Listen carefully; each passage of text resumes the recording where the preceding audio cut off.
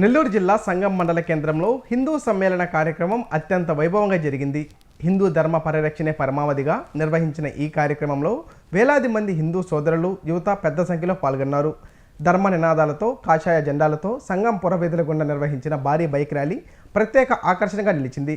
గ్రామంలోని ప్రధాన వీధులన్నీ జై శ్రీరామ్ నినాదాలతో మారుమోగాయి. చిన్నారుల భజనలు, కోలాటాలు మరియు సాంస్కృతిక ప్రదర్శనలు భక్తులను ఎంతగానో అలరించాయి.